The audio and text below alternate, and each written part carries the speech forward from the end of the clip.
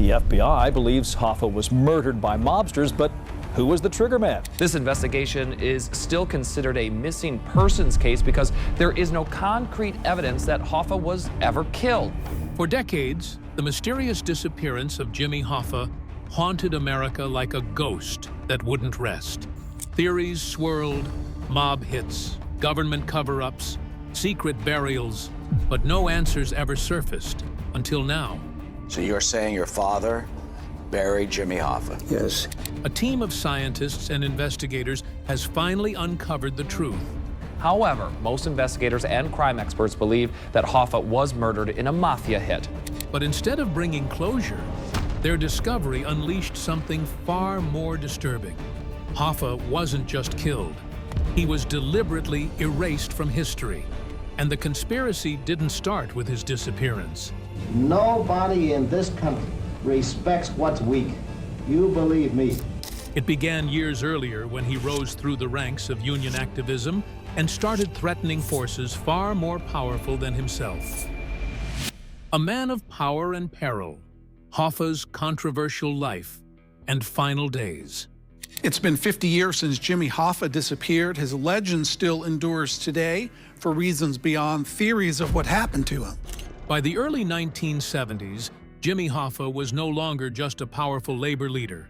He had become a symbol of raw ambition. Our men are strong, militant, willing to fight, and will not surrender nor will they lay down the battle. Street-level power and dangerous defiance. For decades, Hoffa had built his name by standing up for working men, battling employers, and using aggressive tactics. Or controlled by communists, and don't you use this as a sounding board for headlines for that purpose. To grow the International Brotherhood of Teamsters, IBT, into one of the largest and most influential unions in America. But behind the public image of a tough but effective organizer was a man with deep, tangled ties to organized crime. Hoffa's rise had always been shadowed by allegations of corruption and connections to the mafia. It's believed that gangsters intimidated and stuffed ballot boxes to get him elected. He never denied working with tough men, saying once, "You've got to deal with who has the power. If the mob has the power, you talk to the mob." That attitude made him effective, but also dangerous. Eventually, it caught up with him. In 1967, Hoffa was convicted of jury tampering, fraud, and conspiracy. He was sentenced to 13 years in federal prison. But even behind bars, he maintained a loyal following and never gave up hope of returning to the top of the Teamsters. When he got out, he was determined to reclaim what he felt was his rightful role as president of the Teamsters. "I may be in prison," he told a reporter during his incarceration, "but I'm still the Teamsters president in spirit. I'm not done yet." After serving nearly 5 years, Hoffa was released from Lewisburg Federal Penitentiary in December 1971. His freedom came thanks to a commutation from President Richard Nixon. James Riddle Hoffa, released from prison on parole by President Nixon. But it came with a heavy condition. Hoffa was barred from engaging in union activity until 1980. Nixon's team likely thought this deal would keep Hoffa out of the spotlight, but they underestimated him. Hoffa had no intention of walking away from the power he had fought so hard to build. He began meeting with former allies, planning a political comeback, and publicly criticizing the current leadership of the Teamsters. There isn't a single violation covered by the provisions of the newly enacted legislation by the Senate. "I didn't build this union to have it stolen from me," he told one confidant. His determination worried many, not just union leaders, but the mafia bosses who had come to control the Teamsters' lucrative pension fund while Hoffa was locked up. Frank Fitzsimmons, Hoffa's hand-picked successor, had once been a loyal lieutenant, but by 1975, he had turned into an opponent. Fitzsimmons had forged strong ties with organized crime, and he had no interest in giving up control.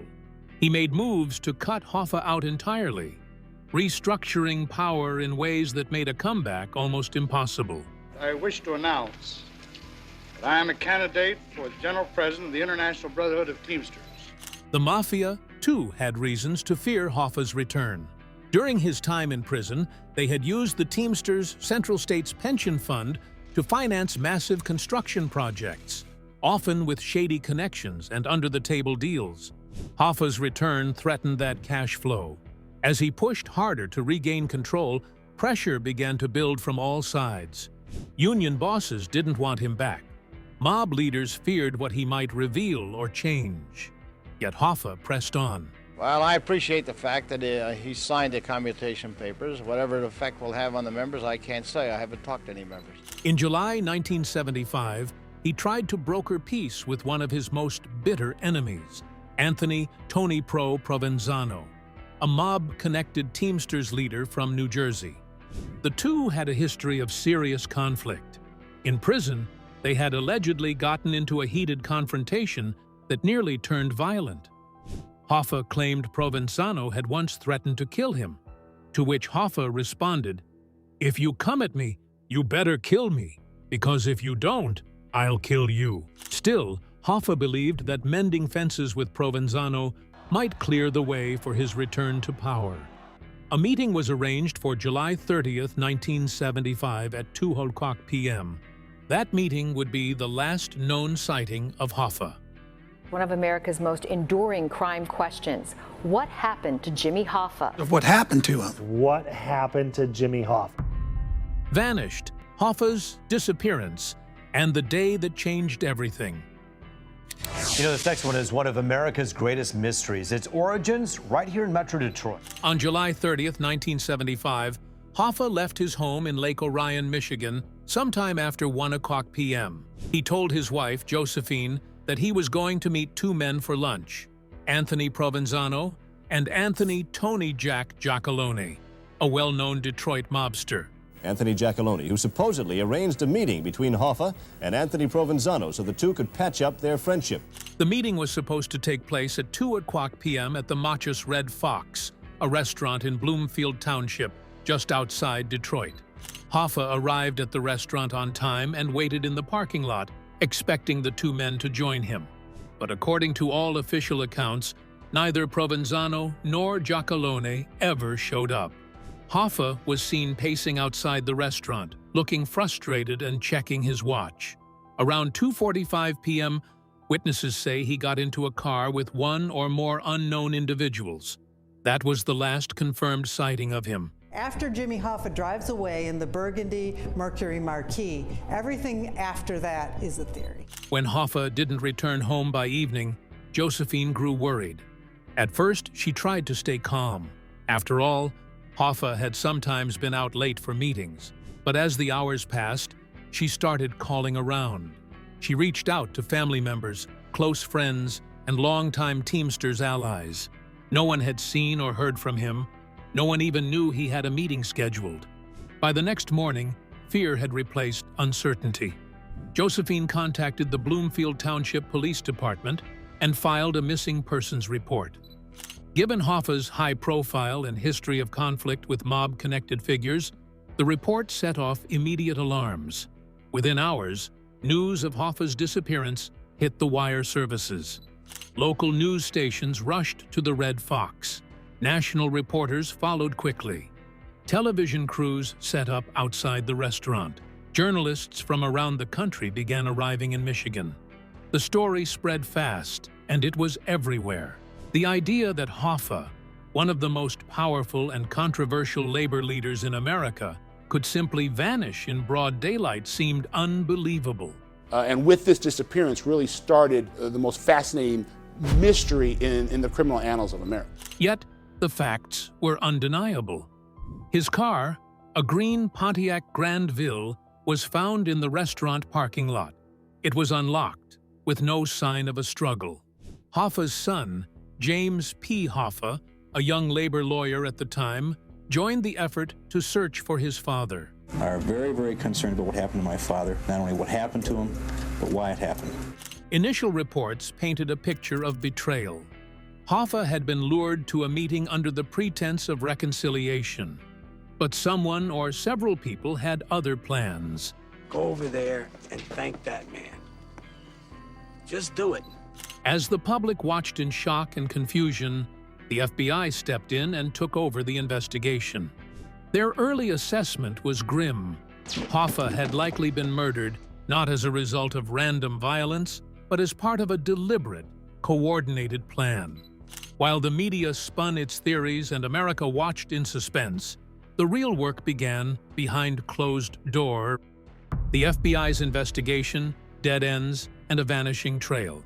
The FBI's investigation into Jimmy Hoffa's disappearance in 1975 was one of the largest and most intense in the Bureau's history. Our investigative reporter Chuck Gowdy has worked on this case since the day it broke, with new details from an old crime mystery. From the start, agents threw everything they had at the case. They interviewed over 200 witnesses, tracked down leads in multiple states, placed mob figures under surveillance, and tried to map out Hoffa's last known movements. But despite the scale and urgency of the investigation, the outcome would prove endlessly frustrating for both law enforcement and the public. There are investigators who continue working on the Hoffa riddle, most notably a mob-connected landfill in New Jersey. One of the FBI's first steps was to question the two men Hoffa had been scheduled to meet that day, Provenzano and Giacalone. Both denied having any meeting with Hoffa that day. Giacalone said he had been elsewhere in Detroit,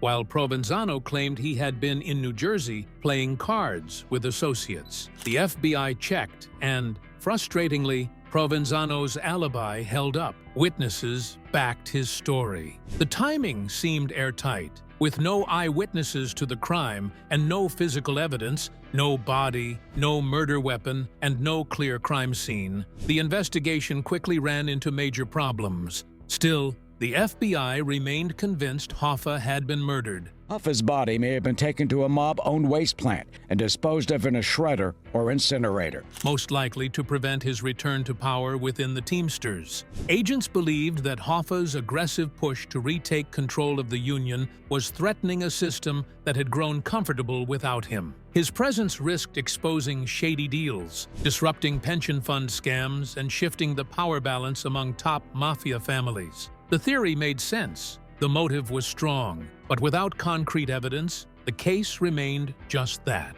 a theory. In 1976, after a year of chasing dead ends, the FBI compiled a confidential internal report known as the Hoffex Memo. The memo pulled together everything the Bureau had learned so far. It stated clearly that Hoffa was believed to have been murdered. The FBI believes Hoffa was murdered by mobsters back in 1975. And that his death was most likely the result of a conspiracy involving organized crime figures. The memo named Provenzano as a likely participant in the setup, but it also highlighted a key problem. Provenzano, despite his reputation, did not have the authority to carry out a hit on someone as high-profile as Hoffa on his own. This raised a disturbing possibility that someone higher in the mafia hierarchy had ordered the killing, and the actual hit had been carried out by lesser-known operatives to keep the top bosses insulated. The disappearance of Jimmy Hoffa was one of the biggest crimes of the last century, one with roots right here in Las Vegas. But no names were ever confirmed, no charges were ever filed, and the more time passed, the colder the trail grew. Throughout the late 1970s, the FBI kept working the case, but new leads were rare, and tips led nowhere. No evidence was ever found. In time, the media moved on, and the public's attention shifted elsewhere. By 1982, with no progress made and no remains ever recovered, Hoffa was officially declared legally dead. What happened to Jimmy Hoffa? We know who perpetuated it and how it was done. But declaring him dead didn't end the story. It only fueled the flames. The first wave of conspiracy theories.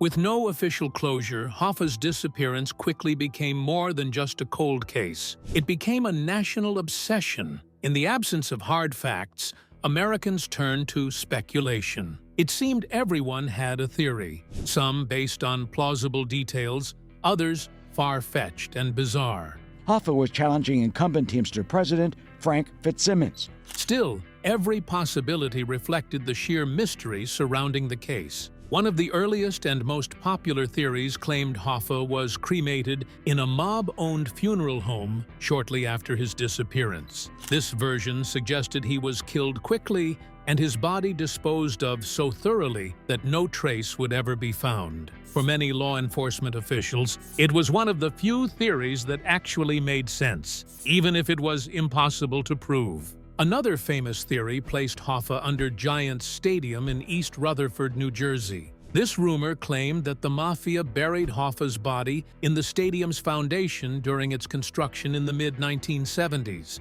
The idea became so widespread that it was referenced in pop culture, including in episodes of The Sopranos and The Simpsons. There were also wilder stories, like the claim that Hoffa was dropped into a Great Lake, tied to heavy weights to ensure his body would never surface. And without proof of which one, 50 years later, it could be any of them. Others said he was placed in a steel drum, covered in acid, and left to dissolve in a chemical plant. One theory even suggested that Hoffa's remains were stuffed into a car engine and shipped overseas as part of a scrap metal deal, never to be found again. Then there were the mob insiders and former associates who occasionally came forward with alleged confessions or second-hand accounts. Some said Hoffa had been killed in a house near Detroit and buried in a shallow grave. Jimmy Hoffa kissed his wife Josephine goodbye at the kitchen door of their lake house. Others said his body was transported in a freezer truck to a remote location and incinerated. None of these claims were ever confirmed, and many were later debunked or came from sources with questionable credibility. One of the most chilling stories didn't involve Hoffa directly, but showed the mindset of those who might have known the truth. Frank Kierdorf, a one-time Hoffa ally and suspected mob arsonist, had a reputation for violence and silence. Years earlier, he had accidentally set himself on fire while trying to burn down a dry cleaning business. As Kierdorf lay dying in the hospital in 1958, a prosecutor leaned in and asked if he had anything to confess about Hoffa's disappearance. Are we any closer to getting answers about the union leader / mobster's mysterious disappearance? Kierdorf looked him in the eye and said, "Go fuck yourself." That quote became legendary, a symbol of the stone wall of silence that surrounded Hoffa's disappearance. It captured the mindset of the people who might know something about the disappearance. No cooperation, no guilt, no fear. Over time, the case became less about facts and more about myth. And now, finally, the mystery has been resolved by investigators and scientists. When Jimmy Hoffa got into a car right here and drove away and was never seen again. But before this shocking breakthrough, new voices and technology began to change the narrative. New eyes on old evidence, the twists that reopened the case.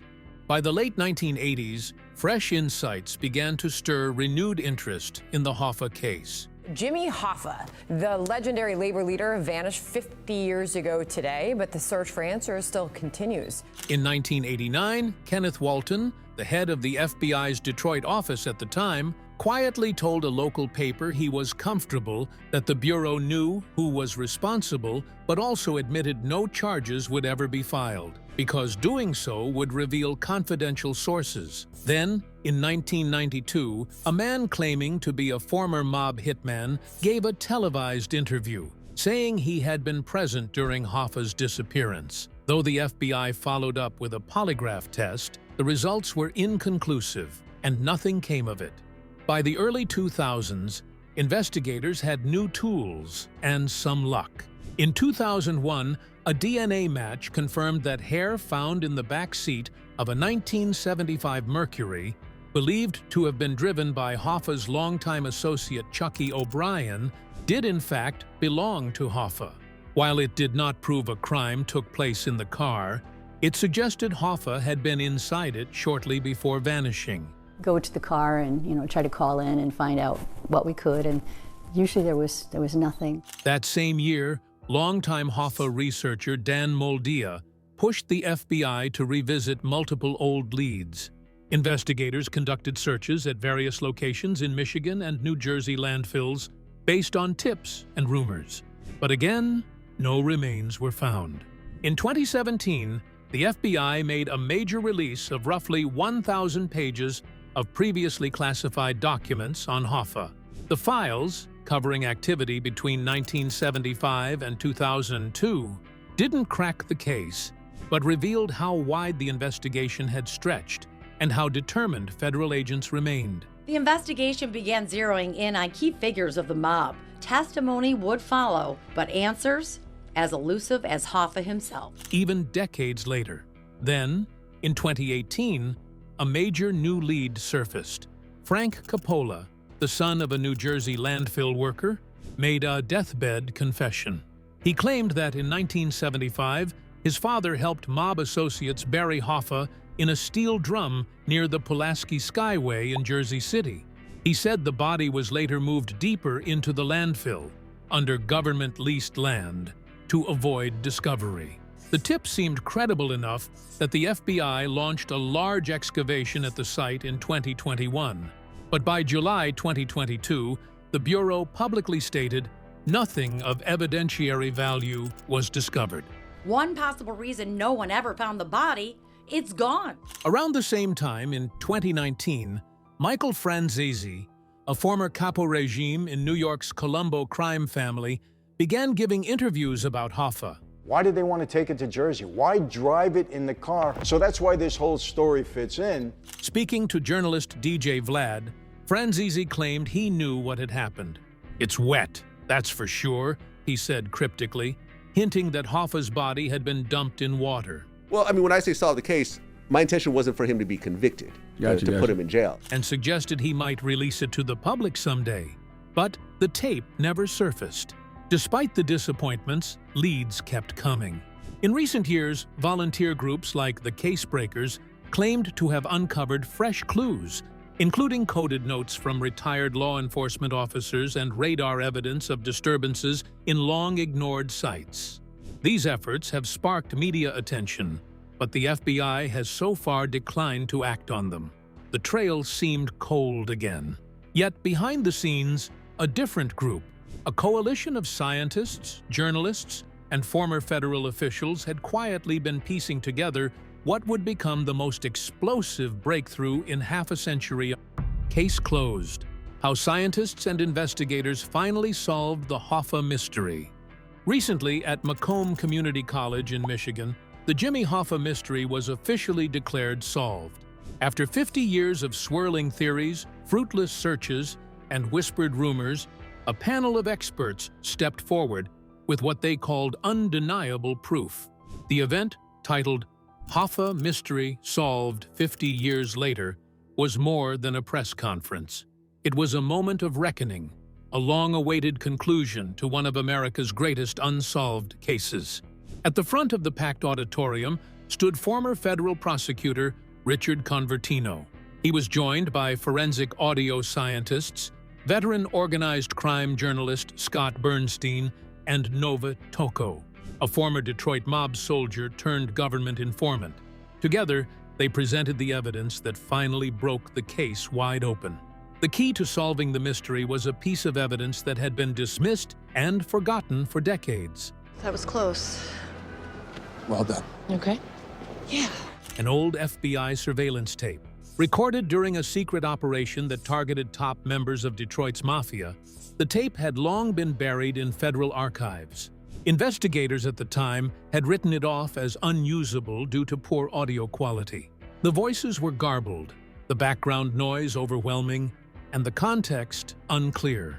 But in early 2025, forensic audio analysts revisited the recording using modern tools.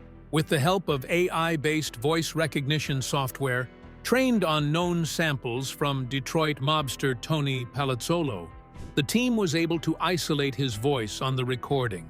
What they found changed everything. In a muffled but clearly identifiable moment, Palazzolo is heard saying, "This is where I put Jimmy." The room at Macomb Community College fell silent as that clip was played for the audience. According to Convertino, the meaning of the statement was not metaphorical, sarcastic, or vague. It was said in a way that tells you it wasn't a joke. It wasn't small talk. It was a serious statement, and it meant something real. Tony Palazzolo had long been suspected of knowing what happened to Hoffa. He was a high-ranking figure in Detroit's underworld and had close ties to both Teamsters leadership and mafia enforcers.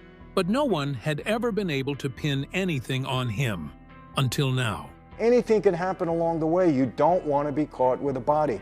That doesn't make sense. The tape, according to the panel, was the final missing piece. But what it revealed was darker than almost anyone had imagined. The public had long speculated that Hoffa's body might be buried in a stadium, hidden in a landfill, or dumped in a river. Some believed he'd been cremated or sealed in concrete. Those theories seemed harsh, but the truth is worse. Novotoko, speaking slowly and with visible discomfort, explained what he knew from his time inside the mob. "The truth is so unimaginable that nobody believes it," he said, "and I think that's what happened here." According to Toko, and the evidence compiled by the team, Hoffa was not buried. He was not dumped and not cremated. Instead, after he was killed, his body was taken to a private industrial site near Detroit. There, his remains were dismembered and destroyed using a commercial-grade meat grinder. Everything, his body, bones, and even clothing, was destroyed. There was nothing left to bury, nothing to hide. His remains were disposed of as simple waste. Convertino summed it up grimly. This wasn't just a hit. This was a deliberate erasure. They wanted to make sure Hoffa never existed again. Not physically, not symbolically, not even in memory. This level of thoroughness was shocking even by mob standards. It explained why decades of searching had turned up nothing. There was no body to find, no burial site, no ashes, only silence. With news of the reward spreading, many people turned into treasure hunters, but digging for clues left nothing but holes in a murder mystery. Hoffa's fate wasn't buried in mystery anymore. It had simply been erased. As the event came to a close, attendees were left not with relief, but with a sense of unease. The final answer to a 50-year mystery turned out to be something far more horrifying than most had ever guessed. The disappearance of Jimmy Hoffa wasn't about hiding a body. It was about making sure there never was one. As one panelist said, it wasn't just silence. It was an erasure by design. With the mystery finally resolved, attention now turns toward Hoffa's complex and controversial legacy. More than a myth, Hoffa's legacy in history and pop culture. Hoffa may be gone, but he's never been forgotten. Jimmy Hoffa is long dead, but this case is still very much alive. In fact, his legend has only grown over the decades, fueled by unanswered questions, mob intrigue, and his larger-than-life personality. Even before his murder was confirmed, Hoffa had already become an enduring figure in American storytelling. He has been the subject of countless books, documentaries, and Hollywood productions, none more prominent than Martin Scorsese's 2019 film The Irishman, where Al Pacino portrayed Hoffa with fury, charisma, and tragedy. That film dramatized Hoffa's final days and leaned into the most persistent theories about mafia involvement, now confirmed in part by the July 2025 revelations. Hoffa's name has also become symbolic, a stand-in for disappearance, betrayal, and corrupt power. In music, especially hip-hop, references to pulling a Hoffa or vanishing like Hoffa remain common. His image has become folklore. The union man who defied both the government and the mob and paid the ultimate price. But Hoffa's true legacy is more complicated. He revolutionized the labor movement, bringing unprecedented bargaining power to truckers and transport workers across the country. His crowning achievement, the 1964 National Master Freight Agreement, remains one of the most significant labor deals in American history. At the same time, his career was marred by corruption, criminal charges, and mafia entanglements that ultimately led to his death. Hoffa's fall from grace and his brutal erasure reminds us how close organized labor once sat to organized crime, and how power, when unchecked, can attract dangerous allies. With the mystery finally solved, Hoffa's story now moves fully into the realm of history, a cautionary tale and an enduring myth. He was a fighter, a leader, a convict, and finally, a victim. And like so many icons of the 20th century, he remains both admired and feared. What do you think about how Jimmy Hoffa mystery was solved? Feel free to share your thoughts with us in the comments section. Want more videos like this? Then subscribe to the channel for more eye-opening stories. Thank you so much for staying with us till the end. See you in the next video.